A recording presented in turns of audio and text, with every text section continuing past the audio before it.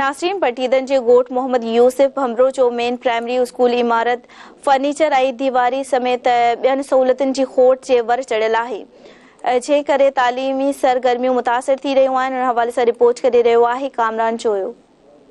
पटीदन ॻोठ मोहम्मद यूसुफ भमरो जे main primary school में बुनियादी सहूलियतुनि जी अणिलभ बिल्डिंग, पीअण जो पाणी, चौदीवारी, वॉशरूम, फर्नीचर समेत बुनियादी सहूलियतूं न हुजण सबबि ॿारनि ऐं ॻोठाणनि एहतिजाज कयो। ॻोठाणनि असदुल्ला भमरो, इरफान अली, माजिद अली, शमीर भमरो ऐं ॿियनि धरती टीवी सां ॻाल्हाईंदे चयो त असांखे बुनियादी सहूलियतूं न आहिनि, असांखे का बि सहूलियत न आहे। असां सीए में तालीम पिया रहिया आहियूं, महिरबानी करे असांखे स्कूल जी बिल्डिंग ॾिनी वञे। असां अहिड़ी थधि में खुलियल आसमान हेठि पढ़ण ते मजबूर आहियूं। असांखे न को पाणी पीअण जी सहूलियत आहे, न का चौदीवारी आहे। असां सां ज़ुल्म बंदि कया आहिनि, असांखे महिरबानी करे स्कूल बिल्डिंग ॾिनी। खुली आसमान हेठि पढ़ण ते मजबूर आहियूं। असां वटि न को छित आहे, न वरी पाणी पीअण जी सहूलियत आहे। जेके बि शागिर्द आहिनि सीअ में थधि में सुबुह जो अचनि था, हिननि खे न वेहण जे लाइ को कुर्सियूं आहिनि। हिते जेके टीचर आहे, ताज़ो IPA मां पास थी अथो, हिते असांजो दोस्त आयो आहे, हिते टीचर मुक़ररु आहे,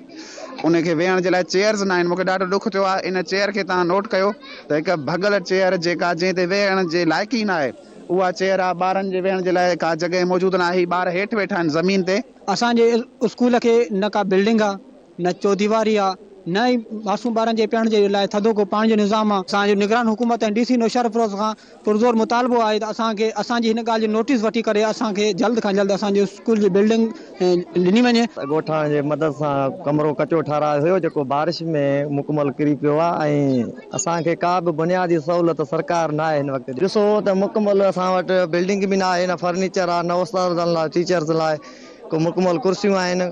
मासूम ॿार गुज़रण जहिड़ा ॿार जेके तालीम पढ़ाए रहिया आहिनि, वणनि जे छांव में वेठा ऐं बुनियादी सहूलियतूं न हुजण जे करे, जहिड़ो की असां स्कूल जे लाइ फर्नीचर कोन्हे, टीचर जे लाइ वेहण जे लाइ जॻह कोन्हे। कैमरामैन फरहान अंसारी सां गॾु कामरान जोयो, धरती TV न्यूज़, पटीदन।